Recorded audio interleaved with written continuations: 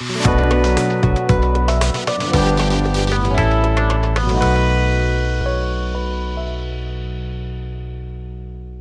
علیکم ناظرین، wire Asia news کے پلیٹ فارم سے مظہر طفیل آپ سے مخاطب ہے۔ سبق پھر پڑھ امامت کا، دیانت کا، صداقت کا، لیا جائے گا کام تجھ سے دنیا کی امامت کا۔ اس شعر سے متعلق جڑی جو خبر ہے اس پہ میں بات میں آؤں گا۔ سب سے پہلے تو آج جو پاکستان کے اندر ایک بہت بڑا بھوچال آیا ہوا ہے عدلیہ سے متعلق، اس پہ بات کرتے چلیں کہ یہ بھوچال کیوں آیا، اور اس سے جو پاکستان کی اعلیٰ عدلیہ ہے جو اس کے پر کاٹنے سے متعلق کچھ لوگ بات کر رہے ہیں، کچھ لوگ کہہ رہے ہیں کہ شاید وہ پنجابی دے کہندے ہیں کہ آپے باہر ہو گئی سی تو ہن انہوں اپنے کینڈے دے وچ لے کے آیا جا رہا ہے۔ یہ جتنے منہ اتنی باتیں کہہ لیں آپ، مگر اس خبر کو اصل میں جب آج پاکستان کے اندر اعلیٰ عدلیہ سے متعلق قانون سازی کی گئی ہے، اور خصوصی طور پر جو سو موٹو کا ایکشن لیا جاتا تھا چیف جسٹس سپریم کورٹ کی طرف سے از خود، اس تناظر میں جو ان کے پر کاٹے گئے ہیں، دوسرے لفظوں میں، آسان لفظوں میں اس کی تشریح کر دیتے ہیں ناظرین کے لیے، تو اس کی کچھ وجوہات ہیں۔ یہاں ناظرین کو ہم اصل خبر بریک کرتے چلیں کہ یہ اس وقت فیصلہ ہوا تھا جب عمران خان نیازی کی حکومت قومی اسمبلی میں جب ان کی اکثریت جو تھی وہ تبدیل ہوئی اور پی ڈی ایم نے جو ہے اکثریت حاصل کر لی قومی اسمبلی میں، پارلیمنٹ میں اپنی، تو ان کی حکومت آ گئی تو عمران خان نیازی نے احتجاج کی کال دی، اور اس پر حکومت نے اس وقت فیصلہ کیا کہ انہیں ڈی چوک سے دور رکھا جائے اور اسلام آباد کے ایک دوسرے علاقے میں ان کے لیے جگہ مختص کی گئی۔ وزارت داخلہ کی اپنی ریزرویشن تھی، اسلام آباد انتظامیہ کی اپنی تھی کہ توڑ پھوڑ ہوگی، ساری چیزیں ہوں گی، مگر اس وقت جو سپریم کورٹ آف پاکستان اور اسلام آباد ہائی کورٹ نے جس طرح عمران خان کو بیل آؤٹ کیا اور ان کی خواہشات کے مطابق جس طرح وہ چاہتے تھے احتجاج، اس کا رائٹ انہیں دے دیا، اور اس کے بعد ساری دنیا نے دیکھا پاکستان کا وہ بھیانک چہرہ جو اسلام آباد کی سڑکوں کے اندر ہوا۔ درختوں تک کو جلا دیا گیا، لوگوں کی گاڑیوں کا نقصان کیا گیا، سرکاری غیر سرکاری املاک کو بری طرح نشانہ بنایا گیا، عام شہریوں کو تشدد کا نشانہ بنایا گیا۔ عمران خان نے اس احتجاجی تحریک کو لیڈ کیا تھا۔ اسی وقت حکومت کے ایوانوں میں یہ طے کر لیا گیا تھا، پاکستان کے مقتدر حلقوں کے ساتھ بیٹھ کر یہ فیصلہ کیا گیا تھا اس کے فوری بعد کہ اگر اس ریاست نے چلنا ہے تو ایسے نہیں ہونا۔ اس سے متعلق کچھ میں نے اہم جو نکات تھے اپنے شروع کے کچھ بھی لاگز میں نے کیے بھی ہوئے ہیں جو کہ ریکارڈ کا حصہ ہے۔ یہ اسی دور میں یہ طے ہو گیا تھا گزشتہ سال ہی کہ اب عمران خان جہاں پہ جا کے چھپ رہا ہے اور آدھا عدلیہ جو ہے وہ عمران خان کو سپورٹ کر رہی ہے جس طرح، ٹھیک ہے نا، تو اب اسے کس طرح نبرد زماں ہونا ہے۔ سیاسی لوگ جو ہوتے ہیں نا ان کی سیاسی بصیرت بالکل مختلف ہوتی ہے۔ فاشسٹ کی جو ہوتی ہے طریقہ واردات وہ بالکل مختلف انداز میں کیا جاتا ہے، وہ توڑ پھوڑ، جلاؤ گراؤ اور جو دیکھنے میں آ رہا ہے ہمارے یہاں، اور انتشار کی کیفیت۔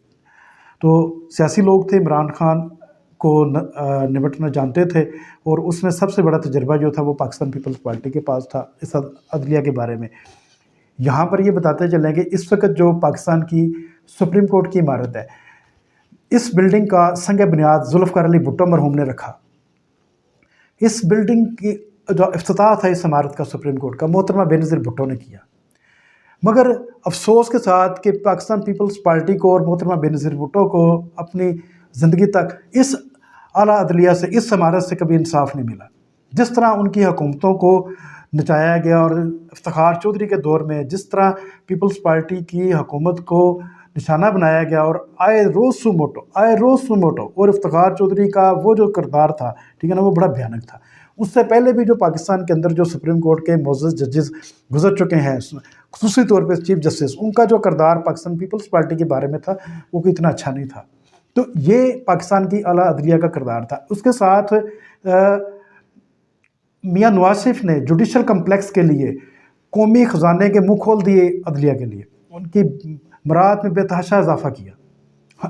جو چیز انہوں نے مانگی منہ سے، اس سے بڑھ کے پاکستان کے تمام جو سیاسی حکمران گزرے ہیں जिस भी तौर पे गुजरे हैं उन्होंने दिया।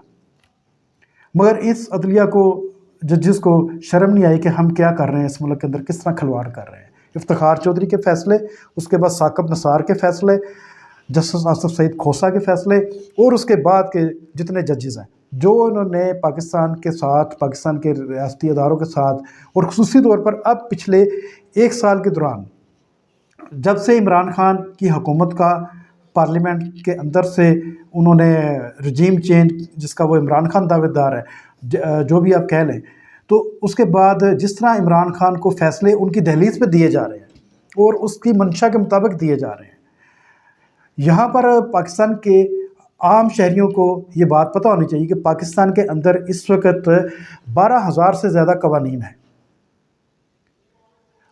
मगर उस पर इम्प्लीमेंटेशन कितनी है वो सबके सामने है।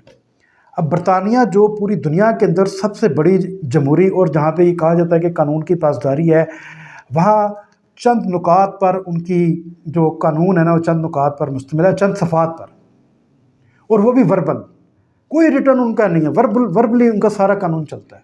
मगर उनकी देखें इम्प्लीमेंटेशन कितनी है।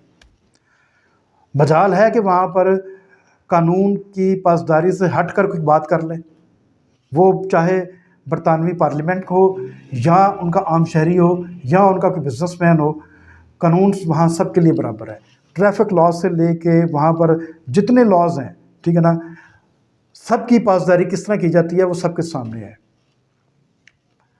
ये वो मुल्क है जिसने हुक्मरानी की है बरतानिया ने, और पाकिस्तान 12,000 से ज़्यादा कवानीन हमारे यहाँ बनाए गए हैं, और 12,000 से ज़्यादा कवानीन की तशरीह अगर करने बैठें तो सैकड़ों की तादाद में सफ़ात जो हैं वो आपके काले कर सकते हैं। मगर उन कवानीन की पासदारी कहाँ पे होती है, इम्प्लीमेंटेशन कहाँ पे होती है, ये सबके सामने है।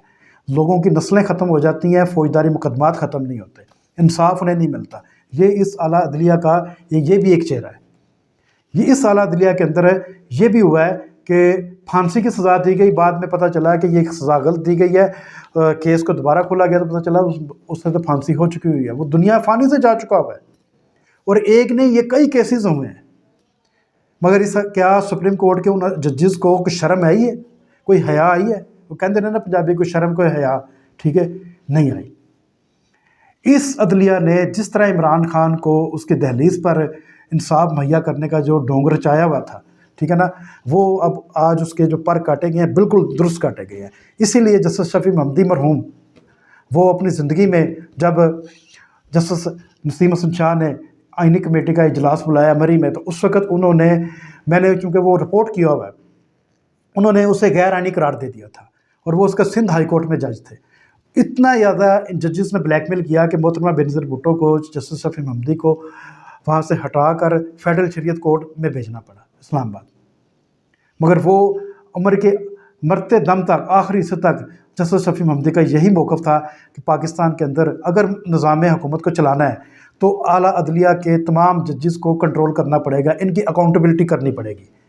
ये कोई तरीका नहीं है कि तौहीन अदालत का आप कानून उठा लें, ये कोई तरीका नहीं है कि सुमोटो का कानून उठा लें। देर आमद दुरुस्त आमद इस चीज़ को अप्रिशिएट करना चाहिए। कम से कम ये जिस डगर पर चल रही थी पाकिस्तान की अदलिया, इफ्तिखार चौधरी के देखें, अगर हम माजी के उसके फ़ैसलों का देखें, सुप्रीम कोर्ट के चीफ जस्टिस की हैसियत से इफ्तिखार चौधरी ने पाकिस्तान की स्टील मिल से मुतल्लक, रकुडे केस से मुतल्लक और दीगर जो अहम कौमी अमूर थे उससे मुतल्लक जो फैसले लिए, उसकी भारी कीमत हमें चुकाना पड़ी है। वो हमारे आम पाकिस्तान के शहरियों के टैक्सों से वो पेमेंट हुई है, जो पाकिस्तान को जुर्माने हुए हैं। और आलमी सतह पर पाकिस्तान की साख कितनी ख़राब हुई है, और पाकिस्तान की अदलिया की जो आलमी सतह पर साख की रैंकिंग है वो भी सबके सामने है। उसके बावजूद इन जजेस को शर्म हया नहीं आती, ये स्पोक्स पर्सन बन के बैठे हुए हैं। इनको तौहीन अदालत नहीं है। अब लोगों का डर खौफ ख़त्म हो गया हुआ है। अब ये जिस तरह एक लाडले को इंसाफ मुहैया कर रहे थे, भी आप इंसाफ सबको करें ना, उसके लिए आप रात को भी दरवाजे खोल देते हैं और उसका इंतज़ार कर रहे होते हैं। ये कभी हुआ है दुनिया में कि मुलज़म हो, रियासत का मुजरम हो, और उसके लिए अदलिया जो है वो दरवाजे खोल के बैठी हुई है और उसका इंतज़ार करिए कि जी वो जनाबे वाला हजूरे वाला आएंगे, ठीक है जी, तो हम उन्हें बेल आउट करेंगे। کبھی یہ کسی ملک میں کسی ریاست میں یہ کام نہیں ہوا جو اس عدلیہ نے یہ مثال قائم کیا ہے۔ لہٰذا ان کے ساتھ جو کچھ ہوا ہے اور آگے جو کچھ ہونے جا رہا ہے بالکل میرٹ پہ ہو رہا ہے، عام لوگ خوش ہیں اس پہ۔ اب پی ٹی آئی کا جو بھی موقف سامنے آئے گا وہ اسے سمجھنا چاہیے کہ اگر اس ملک کو اس ریاست کو چلانا ہے، جس ہم اس وقت بحرانی اور مالیاتی کیفیت میں مبتلا ہیں، اس وقت ہمارے پر جتنا پریشر ہے پوری دنیا کا، ہمیں کم از کم اپنے آپ کو ثابت کرنا پڑے گا کہ ہم دنیا سے علیحدہ نہیں ہیں۔ دنیا جو ہے پاکستان کو کہ انسانوں کی اس وقت وہ لسٹ میں نہیں دیکھ رہی، وہ جانوروں کی طرح ہمیں ٹریٹ کیا جاتا ہے۔ اس کی بنیادی وجہ یہ سب سے اہم چیز پاکستان کے اندر عدلیہ کا جو کھلواڑ ہے، یہاں انصاف نام کی چیز ہی کوئی نہیں ہے۔ انصاف کو ایک لونڈی بنا دیا گیا ہے، جس کے پاس طاقت ہے، جس کے پاس پیسہ ہے، جس کے پاس اثر و رسوخ ہے، انصاف صرف اسی کے لیے ہے۔ آپ نے اس ملک کے اندر بے نظیر بھٹو کی آتما کو رول دیا، اسے آپ کبھی اسلام آباد، کبھی پشاور، لاہور، کراچی، ملتان، اس طرح محترمہ بے نظیر بھٹو کی پیشیاں ہوتی تھیں۔ پورا ہفتہ وہ ٹریولنگ میں ہوتی تھی۔ میاں نواز شریف کے ساتھ کیا کچھ نہیں کیا، اس کی بیٹی کے ساتھ کیا کچھ نہیں کیا۔ کیا یہ عمران خان کو یہ اس طرح کی سہولتیں دی گئی ہیں؟ اس کے تو عمران خان کے متعلق جو بھی کیس تھے اسے اس کے گھر پہ انصاف دیا گیا ہے۔ عدلیہ کو کوئی شرم حیا نہیں آئی۔ اس لیے آج پاکستان کی عدلیہ کو جو پارلیمنٹ کے اندر یہ بل لے کے آیا گیا ہے، ترمیمی بل اصلاحات سے متعلق، بالکل درست ہے۔ اور اس کا ہم نے آپ کو بتا بھی دیا اپنے ناظرین کو کہ یہ کیوں اس کی وجہ پیش آئی۔ اسی وقت آ گئی تھی اور کیونکہ سیاسی لوگ تھے وہ سمجھ گئے تھے کہ آگے کیا کچھ ہونے جا رہا ہے، اس لیے مسلسل اس پہ وہ کام ہو رہا تھا۔ اور اب جب ساری چیزیں طے ہو گئی اور ایک لوگوں کو بھی پتہ چل گیا کہ عمران خان کو کس طرح یہ عدلیہ جو ہے بیل آؤٹ کر رہی ہے، تو انہوں نے لا کر اس سامنے پیش کر دیا کہ لو بھائی جان ہوں تسی جانو تہاڈا کام جانے۔ اچھا جی، اور میں نے شروع میں ایک شعر پڑھا تھا، سبق پہ پڑھ امانت کا، دیانت کا، صداقت کا، لیا جائے گا کام سے دنیا کی امانت کا۔ یہ میں نے اس لیے پڑھا کہ وفاقی وزیر ہیں رانا تنویر حسین صاحب، فیصل آباد کی ایگریکلچر یونیورسٹی میں ان کا ایک کلپ وائرل ہوا ہے سوشل میڈیا پہ، ٹویٹر پہ بھی اور باقی جگہوں پہ، جس میں وہ فی البدی ایک گالی بک رہے ہیں۔ وہاں بھی رانا وائس چانسلر لگا ہوا ہے۔ میں اگلے دن کہہ رہا تھا رانا مجھے ملے، رانا اقرار صاحب، تو میں نے کہا یار مجھے بتائیں، رانے تو حکمران ہوتے ہیں، آپ ہیں جو ایگریکلچر شروع کر لیا آپ نے، آپ ہیں جو ایگریکلچر شروع کر لیا آپ نے، آپ ہیں جو ایگریکلچر شروع کر لیا آپ نے، باقی ایرڈ یونیورسٹی کا۔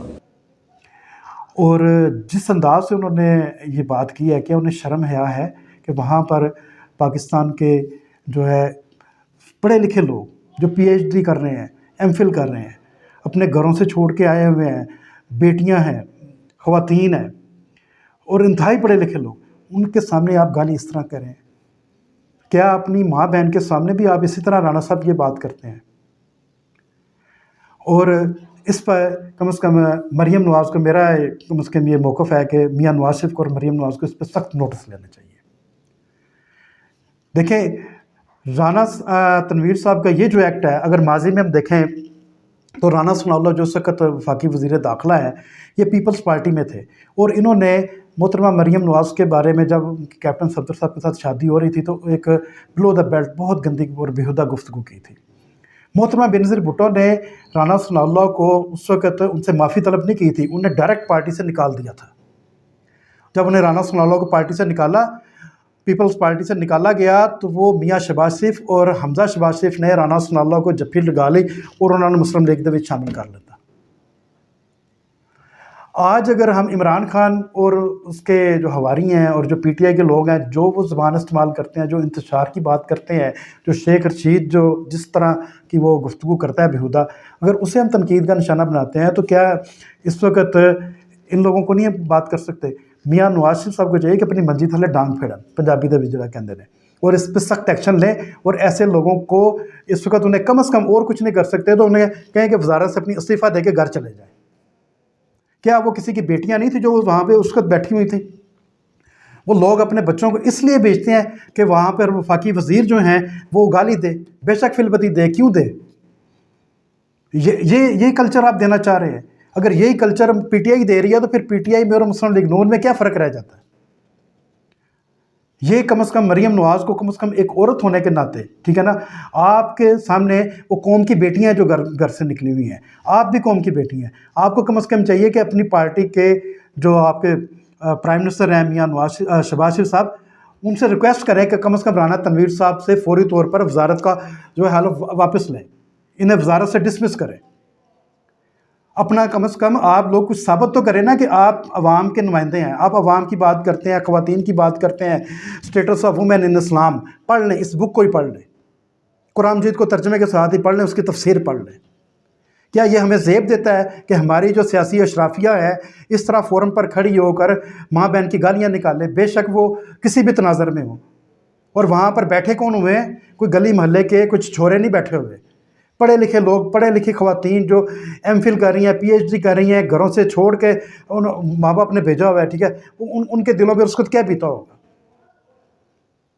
ٹھیک ہے، رانے بٹ اور باقی جڑے ساڈے پنجاب دی کاسٹ ہے جٹ چٹ پڑھائی لکھائی نال تعلق نہیں، مگر ان کے اندر بڑے بڑے پڑھے لکھے لوگ بھی ہیں، اسکالرز بھی ہیں، ایسی بات نہیں ہے۔